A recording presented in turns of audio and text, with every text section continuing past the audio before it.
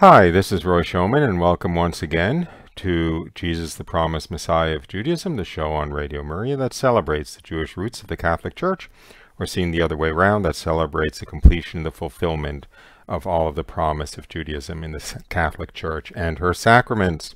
Well, we have a special guest for today's program, so I'm going to be as brief as possible to leave her as much time as possible. She is quite an expert, as will become apparent, on an extremely notable Jewish/Catholic figure of the beginning and middle of the 20th century, Simone Weil. That last name, should anyone be interested in looking her up later, is Weil, but she lived in France, so it's given the French pronunciation of Weil, but it's Simone Weil.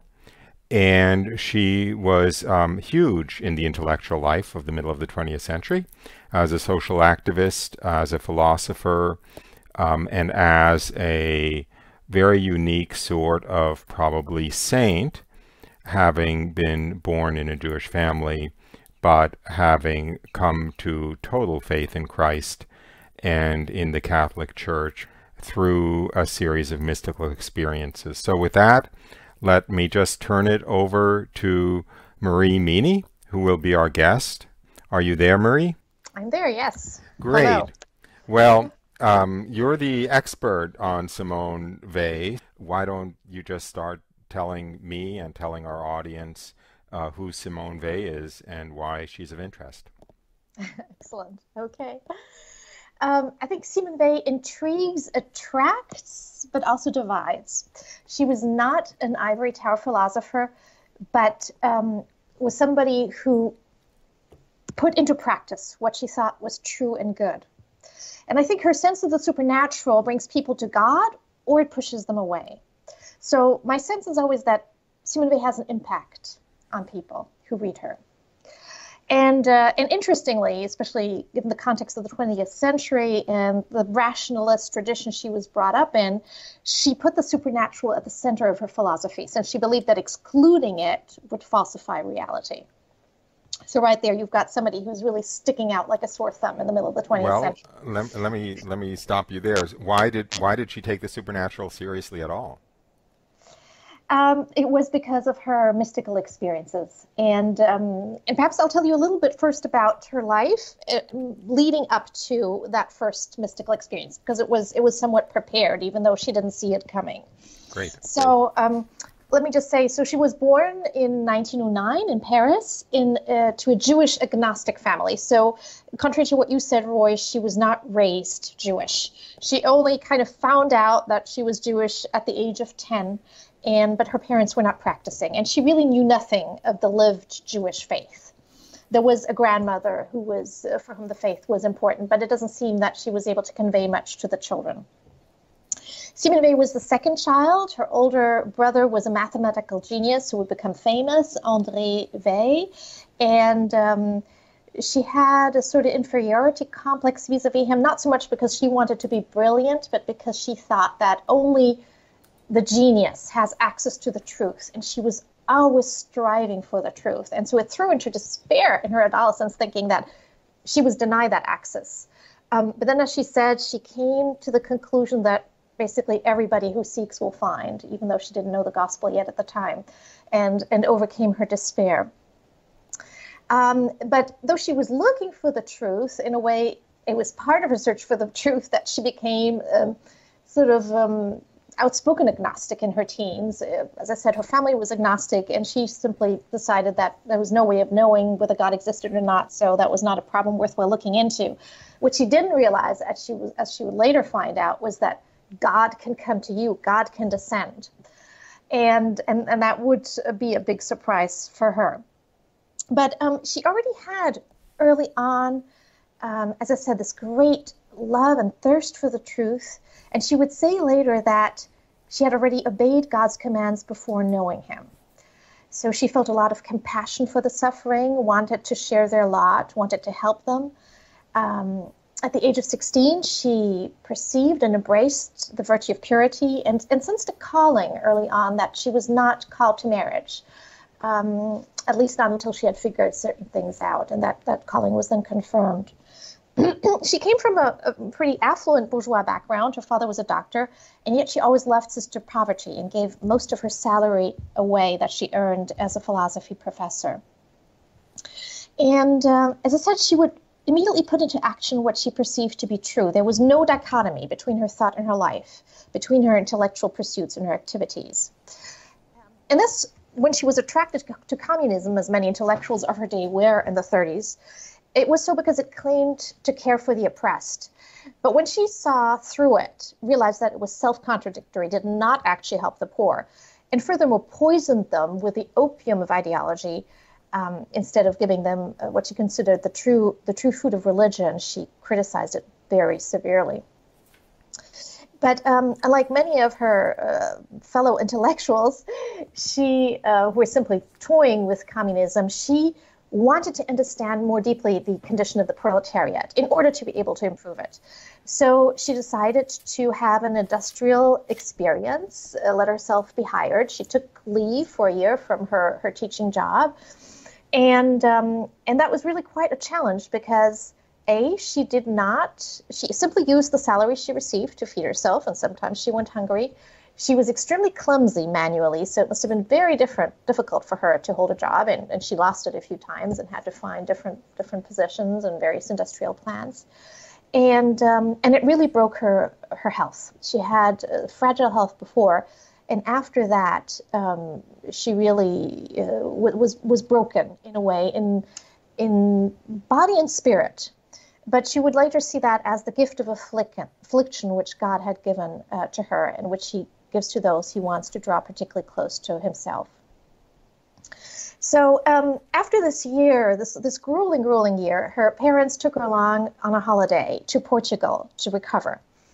And in the little poor Portuguese fishing village called Povoado do Varzim, what must have been September the 15th, so the feast day of Our Lady of Sorrows in 1935, she saw a procession, a religious procession.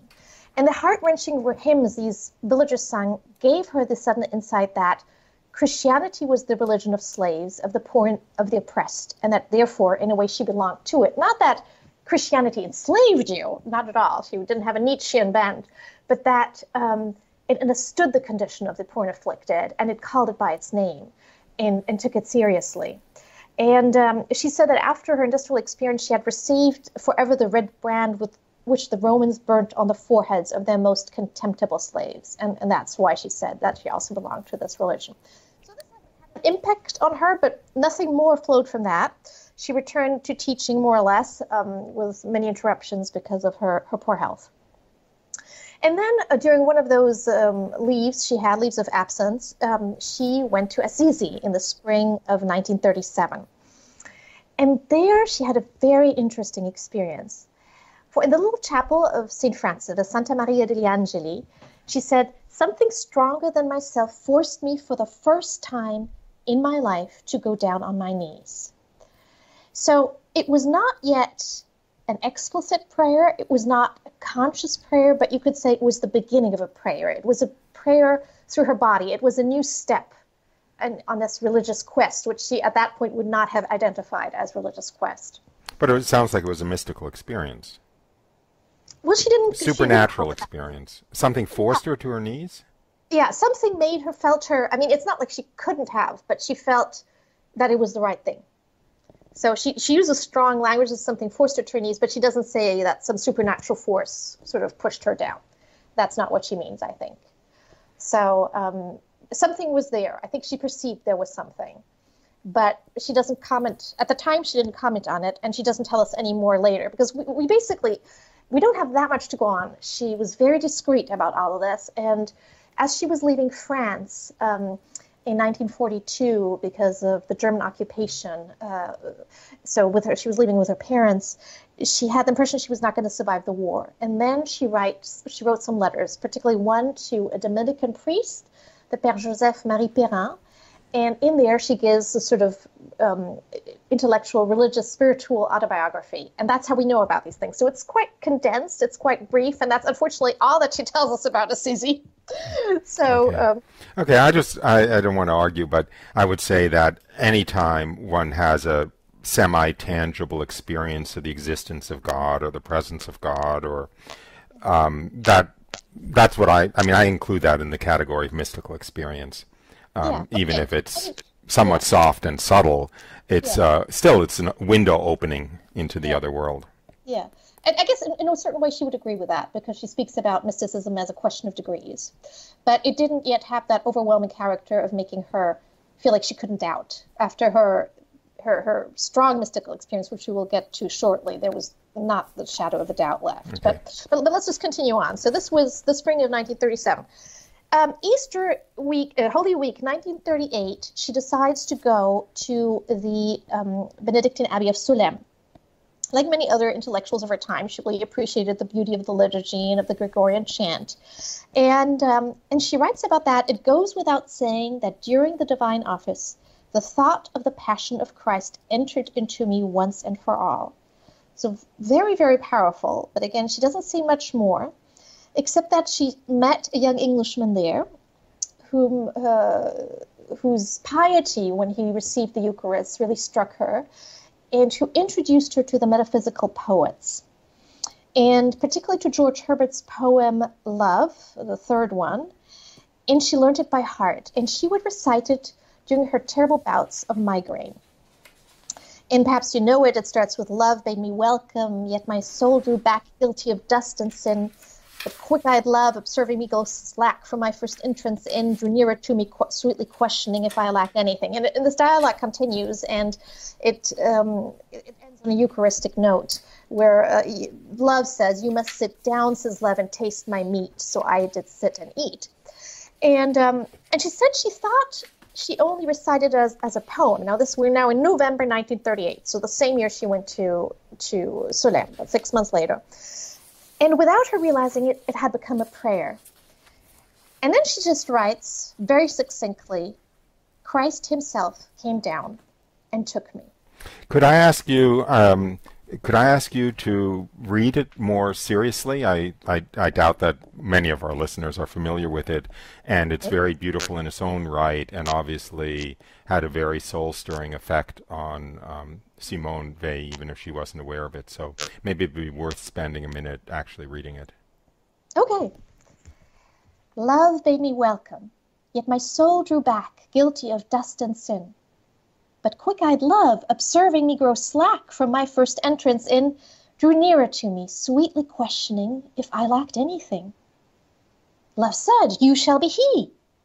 I, the unkind, ungrateful, 'Ah, my dear, I cannot look on thee.' Love took my hand and smiling did reply, 'Who made the eyes but I?' 'Truth, Lord, but I have marred them. Let my shame go to where it doth deserve.' 'And know you not,' says love, 'who bore the blame?' 'My dear, then I will serve.' 'You must sit down,' says love, 'and taste my meat.' So I did sit and eat." Thank you. So That's really, beautiful. very beautiful. And it's interesting. So this very strong experience, and she simply says that she was glad she had not read the great mystics previous to her experience. Otherwise, she would have been afraid of having fallen prey to autosuggestion. And later on, she would say, you can't have any doubt about what you've experienced, whom you've met. I mean, you would doubt more the presence of another person in your room, of your spouse, rather than the presence of God in such a circumstance. And yet, she had a scrupulous streak, and she was fearful. And it's very strange, because this was a mystic who did not start to pray for a long time, because she was afraid of autosuggestion. And interestingly, she wrote a text which is probably situated in that time, and it's called the Prologue. It's a prose poem. You could call it an allegory. And it was supposed to head her oeuvre. She left it to a friend in France, Gustave Thibon, and that's what she noted, that it was supposed to come before anything that she'd written. And she takes herself back. She speaks with the discretion of the bride, who does not reveal the secrets of the nuptial chamber, but I think it's quite clear that she's speaking about herself. And she describes how Christ comes in. She is in this upper room, and he asks her to come along. And Christ takes her to a church. And there Christ asks her, or rather the soul, and in French it's actually the soul, the person is written in French, sorry, as a masculine. So she really takes herself back. So Christ asks the soul to kneel down, and though she's not baptized, and the two interlocutors go to an attic room. So that in itself, an attic room that overlooks the city, so the whole city can be seen. They are alone, and he speaks, and sometimes somebody comes in and joins the conversation. Sometimes he shares some bread with her, which he takes out of the cupboard. And she writes, "This bread really had the taste of bread. I never found that taste since."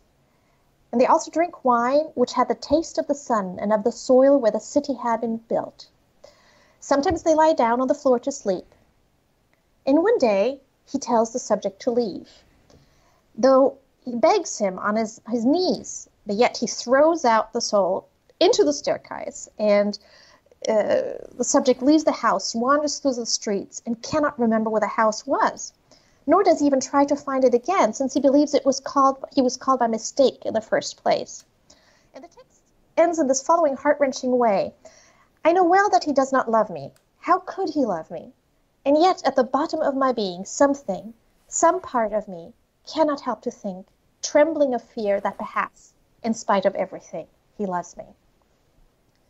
So this powerful text shocks by its brutal ending.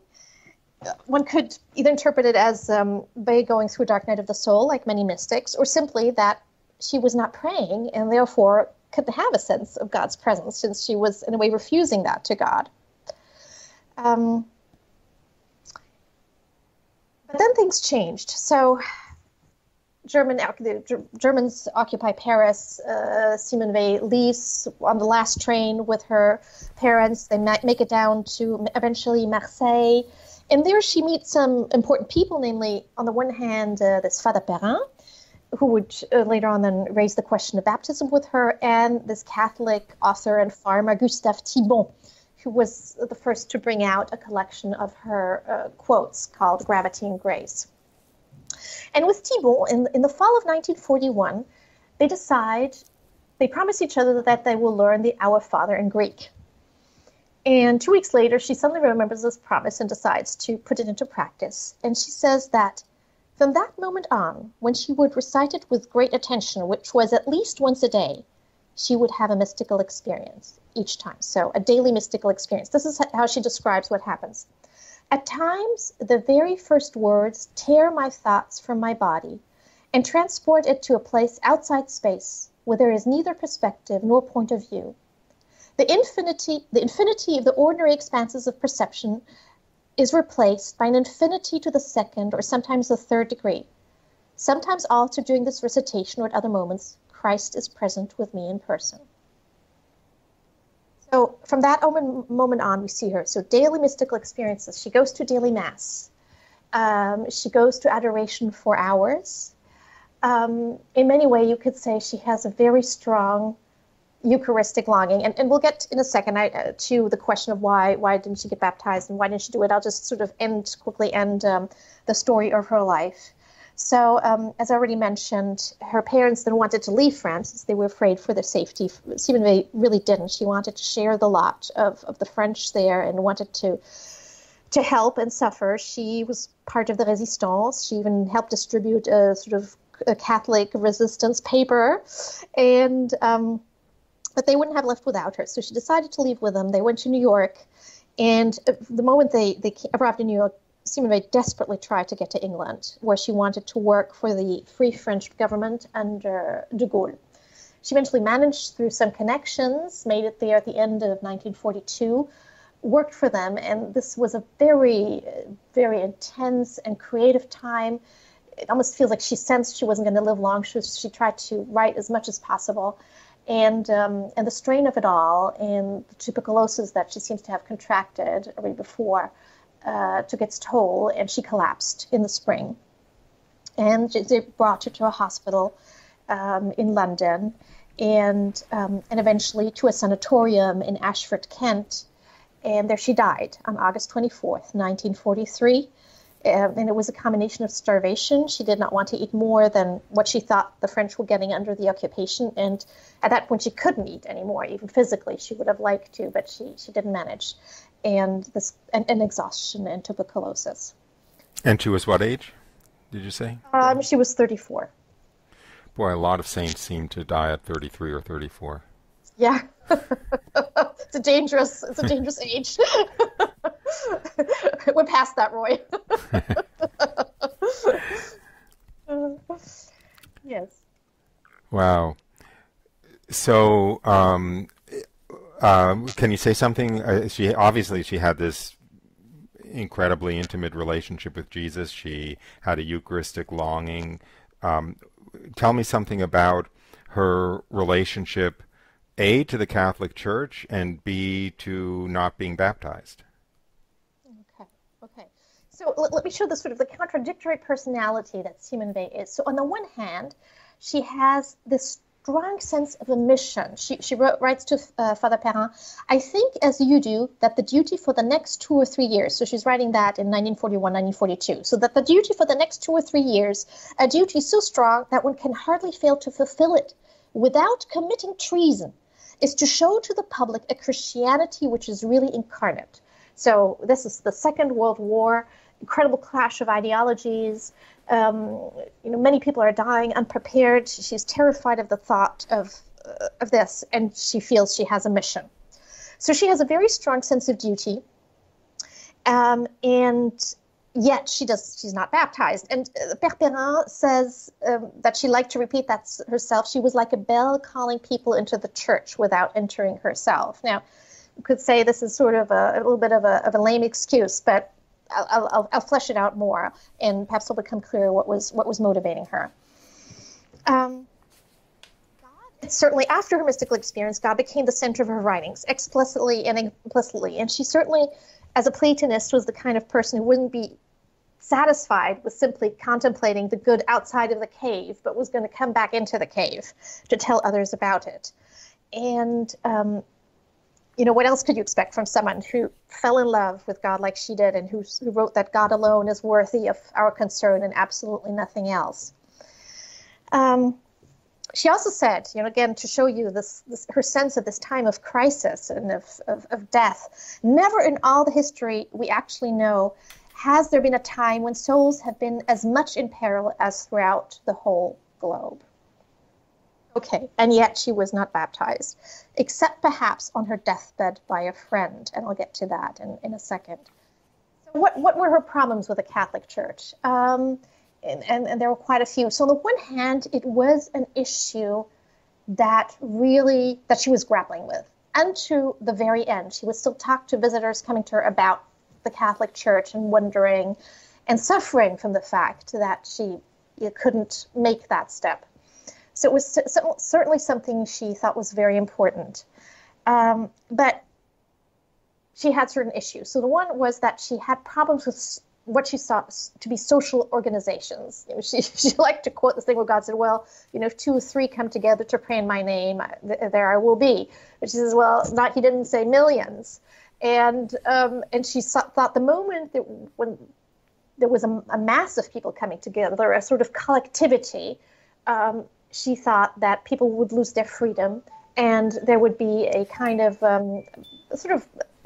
put strongly, a sort of mob that would develop.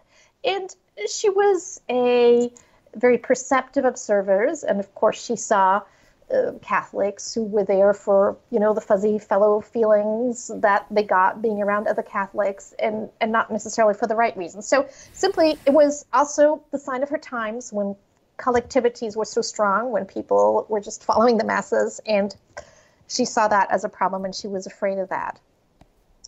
She also was afraid that she would lose her intellectual freedom, and because not only in having to accept dogma so far, which she would have been willing to, but not knowing what was still going to come. And also, and again, I think she had a really scrupulous streak. Long letter to a priest. It's called Letter to a Priest. That it was never meant to be published.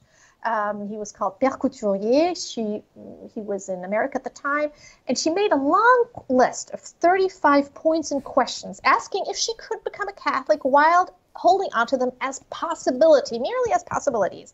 So many of these were mere speculations, but she simply didn't want to have to discard them since, in case they turned out to be true. So some of them were like multiple incarnations of Christ, and couldn't some of the previous religions have already been pre-Christian? So that was one thing, and the priest never answered her, and I don't blame him, because it certainly was a long letter and it would have been very difficult to answer. And now it becomes a problematic part of Simone Weil. It is precisely because of the Catholic Church's Jewish heritage and its link with the Old Testament that she had problems with it. Now, one has to understand again. So Simone Weil was 10 years old when she heard that the family was Jewish, but it didn't mean anything to her. She didn't know the Jewish religion from the inside. She was never introduced to it.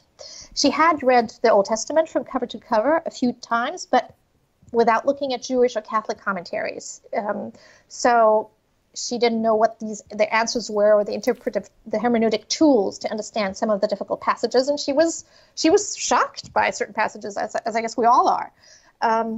And her main point of criticism was that the Jewish religion, as it is depicted in parts of the Old Testament, commits the sin of idolatry, not in adoring pagan gods, which it often does, and then gets chided by God, and the Jewish people return back, but by turning its nation into an idol. So by a sort of temporal messianism. And she thinks, and she's very harsh here, she thinks it was intrinsic to the religion. And it's a basic human temptation, this to choose power or force, as she liked to call it, rather than love. And it doesn't mean that she thought everything in the Old Testament was false. No, there are parts of the Old Testament that she loved, like the beginning of Genesis, Job, most of the Psalms, the wisdom books, the Song of Songs, Isaiah, part of Ezekiel, Daniel, Tobit. But she thought these parts were sort of brought in by other traditions, by other cultures, and weren't really Semitic. So what was good and true in the Old Testament, she thought, stemmed from other cultures, the wisdom of Egypt or of Greece. So she was one of the original self-hating Jews. Well, anyway, so she would have liked much more for the Christianity to be Hellenicized. She thought the big problem of the Catholic Church was that it was too influenced by its Jewish roots and too influenced by its Roman roots. And had it only stuck to the Greek influence, then it would have been in much better shape. Well, let me pause for a moment there. We usually take a short break for station identification halfway through, and we'll resume this conversation with Marie Meaney about Simone Weil in a moment or two. Welcome back.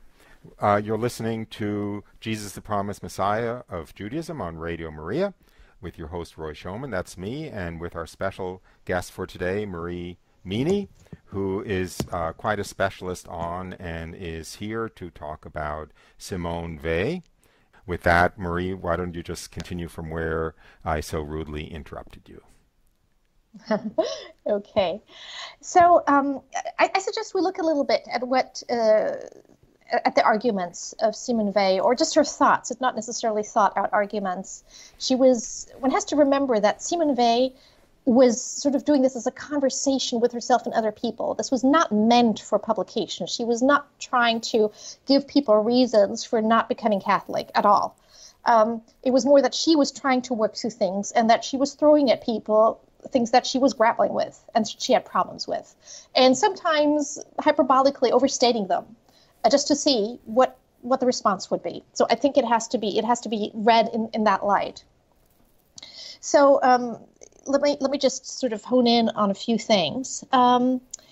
So with regard to Christianity, as I mentioned, she had this idea that somehow in other cultures, perhaps especially, for example, in the Greek ancient culture, Christianity in a way was lived much more, perhaps even than it was later within the Catholic Church, and certainly then in Judaism.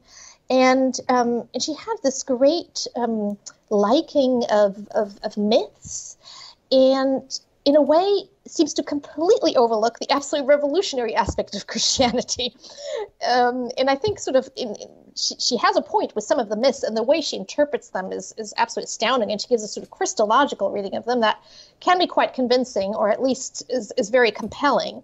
But she doesn't seem to see how within the Jewish faith, God enters history and breaks through the cycle of mythological religion and makes a covenant with his people and reveals himself, and how he breaks people free from the gods of the mythological religion, bringing reason into the picture. So I think she's not quite sufficiently clear here in how far enlightenment is really part of Christianity, whereas at most mythological religions could develop to the point that they would see myth as a symbol of a reality, perhaps experienced in mysticism, or at worst, could completely dismantle myth and leave men atheistic. And this is something, by the way, that Ratzinger points out. So it is interesting to see that the early apologists, the early church fathers, sought points of contact with ancient philosophy and not with the ancient religion. And Simone Weil, I think, is a little bit blue-eyed and naive here. She's convinced that many ancient myths expressed pre-Christian revelations and gave them an idealized reading. So to see in somebody like Dionysius a Christological figure is, I think, a huge stretch.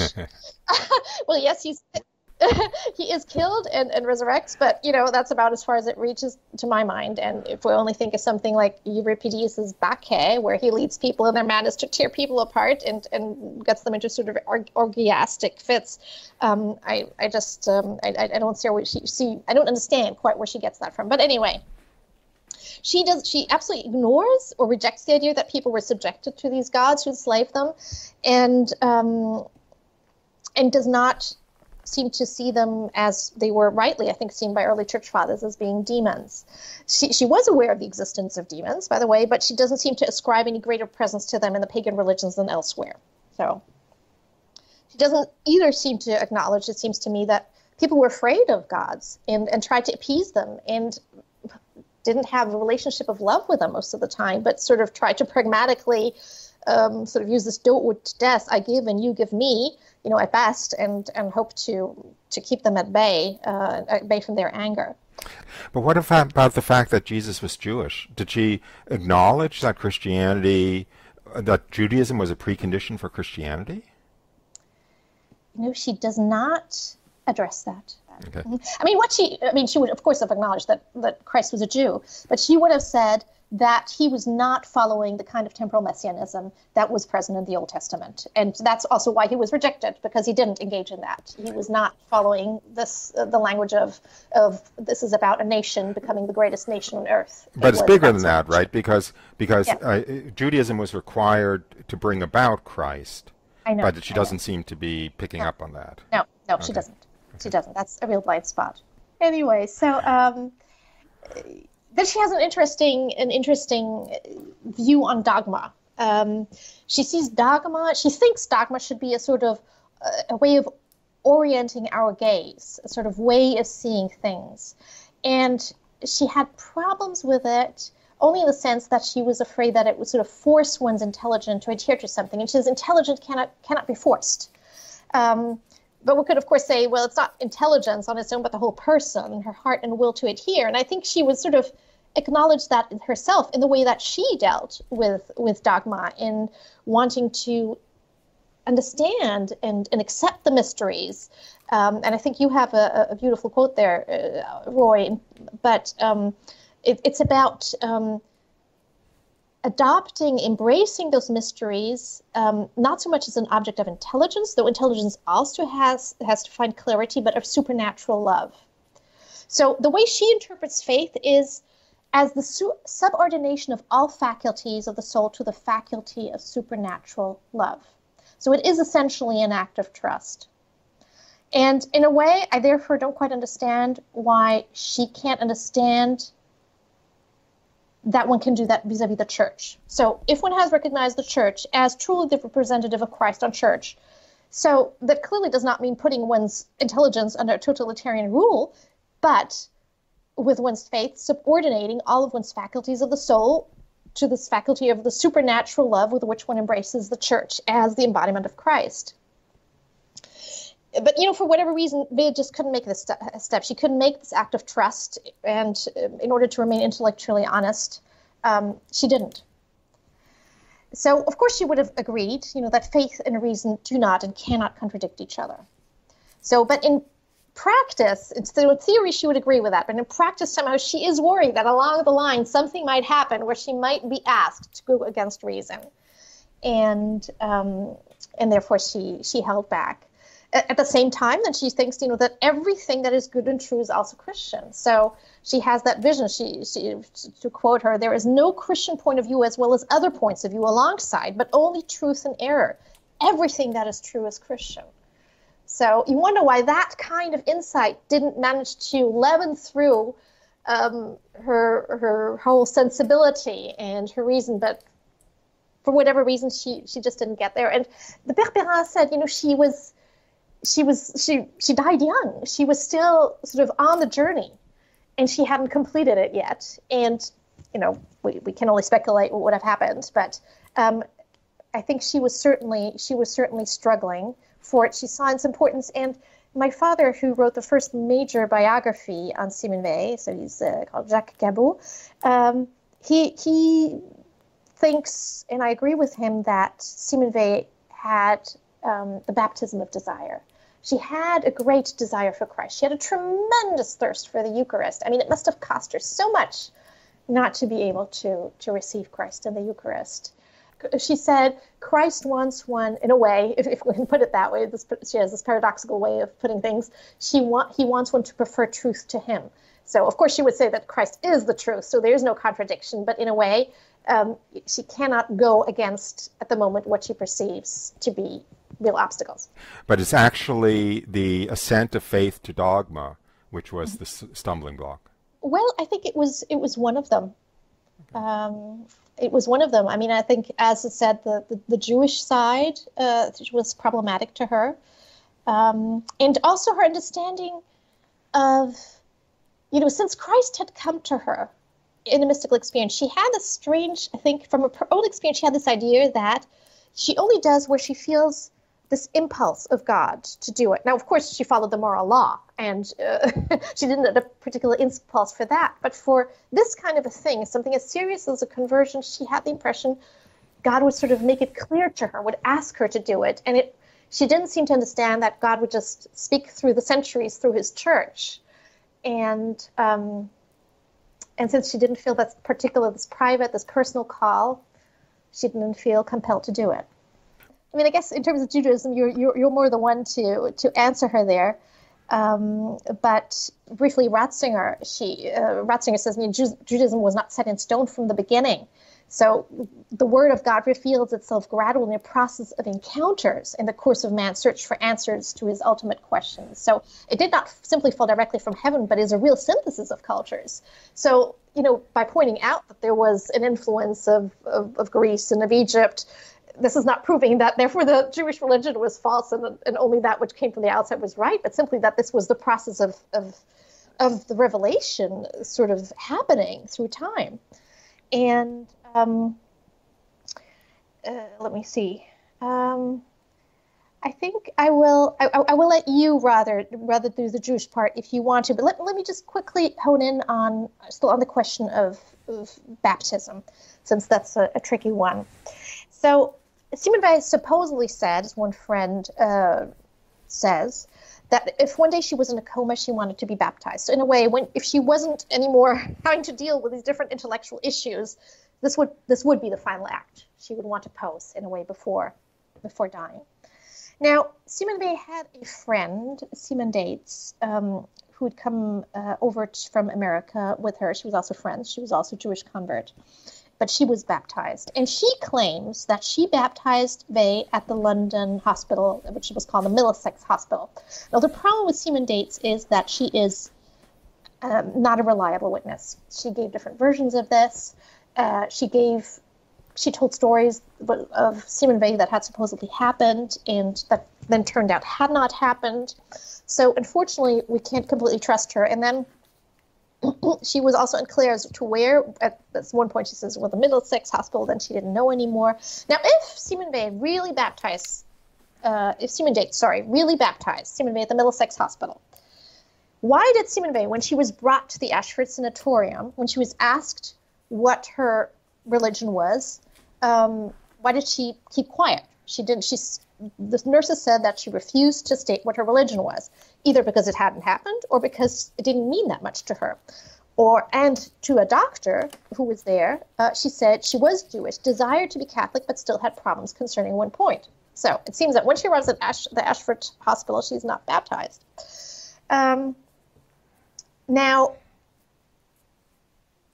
But perhaps, even though Simone dates is a little bit unreliable, perhaps she did it. Perhaps after all, she did it in the Ashford Hospital.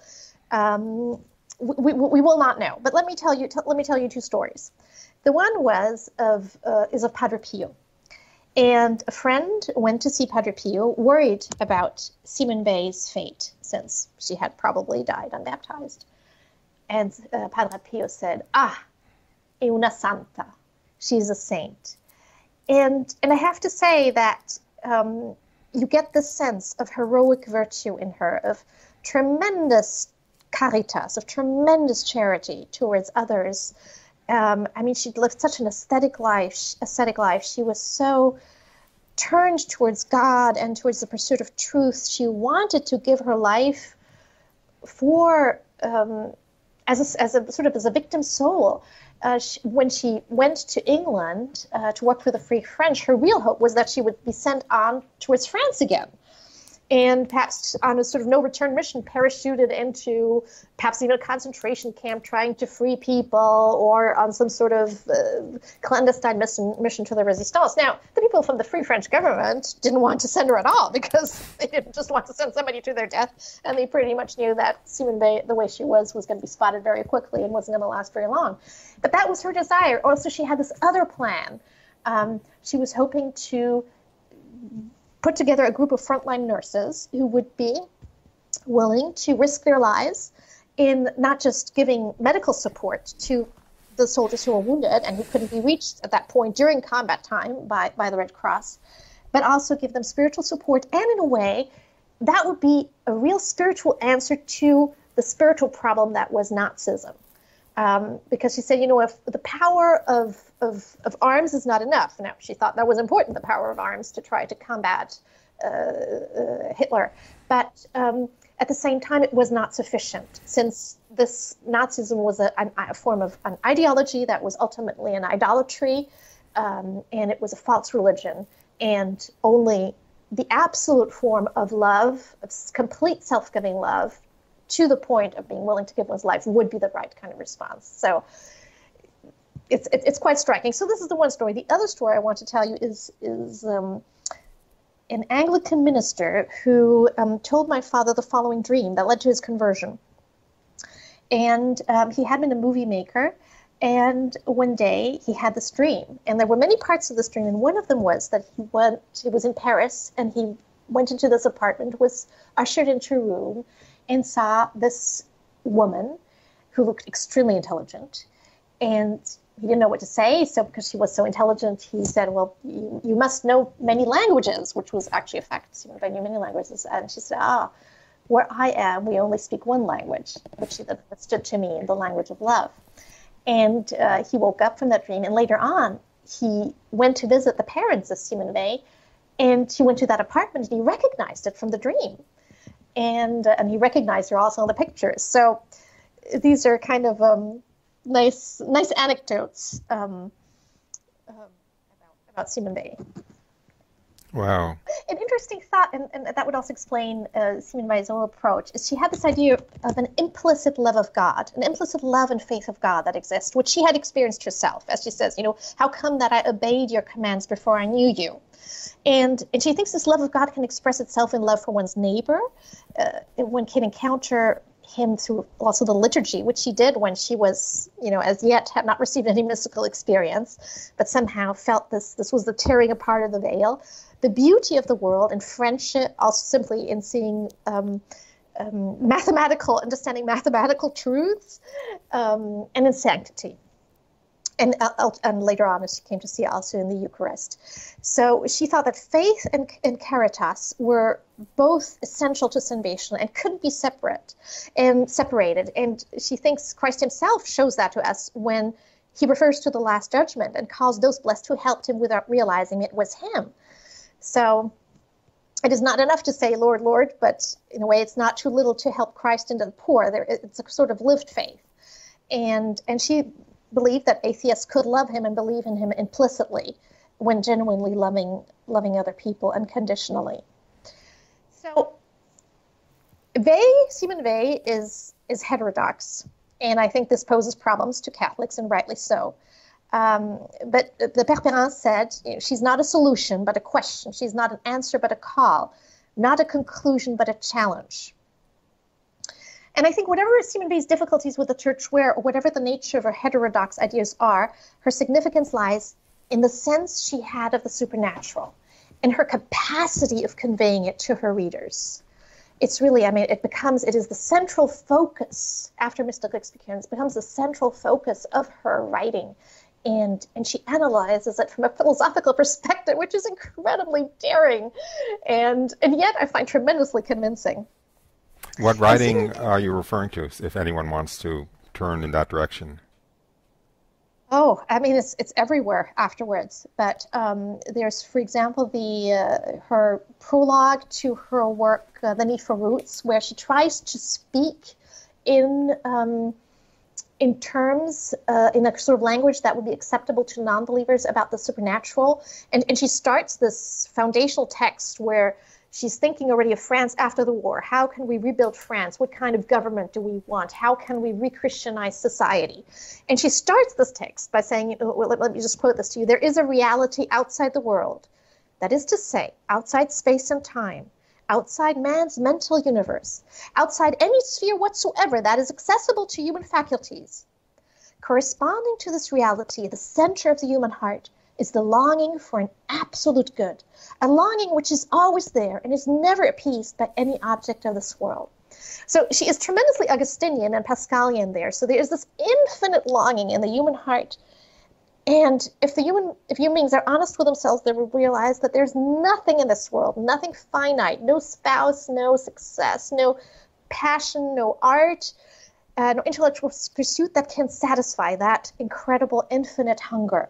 Only God can. And she tries to tune into that. So she, on the one hand, gives a sort of anthropological existential proof. Another interesting, she has many approaches in an article on Marxism. I'm trying to remember which one. I'm tempted to think is there a Marxist doctrine? Where in order to grapple with Marxism, in order to criticize this, she finds she has to show the existence of the supernatural, since this is something that communism excludes.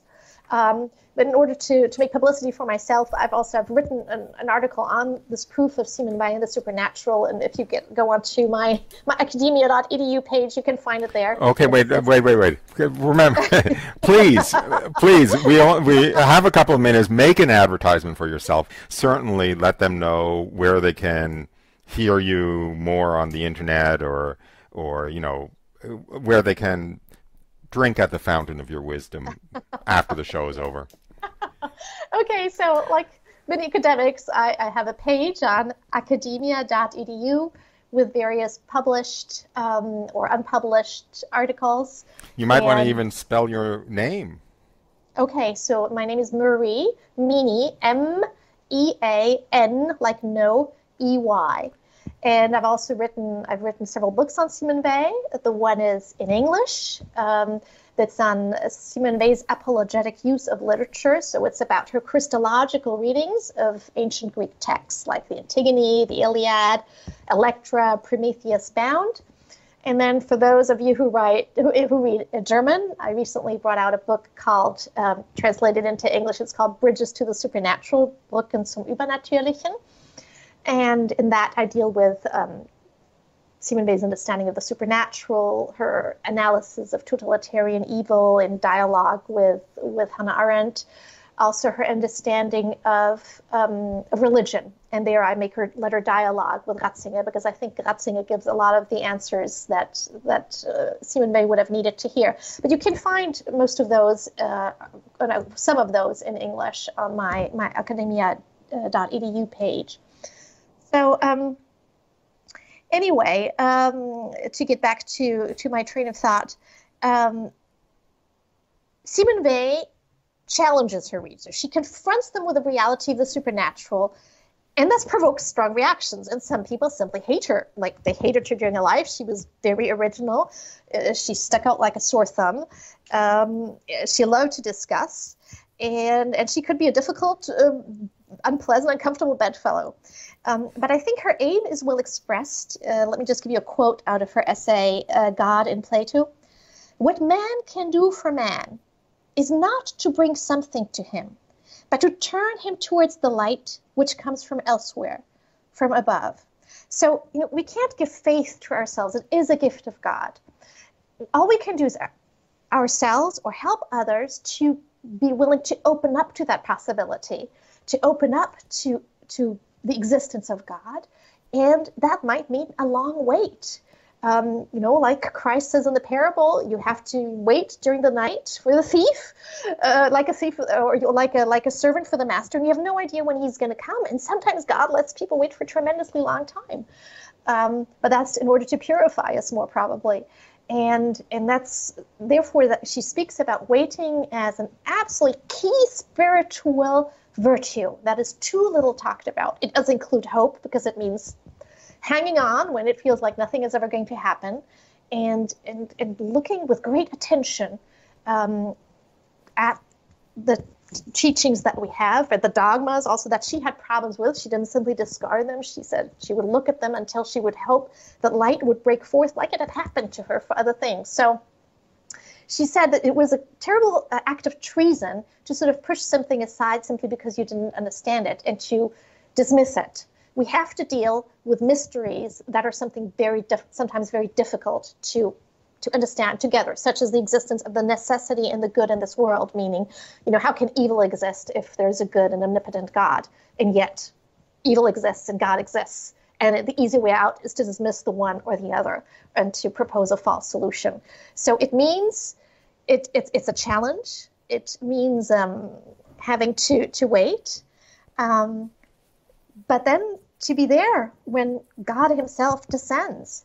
And it's the great tragedy that the world does not realize. It's St. Francis said, who was weeping, that love is not loved. And so therefore, Simone Weil's message, I would say, and this is a quote, is, "There is only one truth which is worthy to witness to. It is that God is love." Well, that's a pretty good place to end. I hate to do it, but the time has come. So I just want to thank you very, very, very much. And it's a pleasure. I hope that Simone Weil has sparked the interest of a number of our listeners, and that they turn to your page on academia.edu. And I certainly want to read more, in particular, about Simone Weil's exposition of the mystical and the supernatural. So with that, it's come time to go. So I just want to thank you again. Thank you very much for being on the show. Thank you. Thank you so much for inviting me, Roy. And I want to thanks, and I want to thank our listeners for listening. You've been listening to Jesus, the Promised Messiah of Judaism on Radio Maria, and I hope you come back again, same time, same place next week. Bye for now.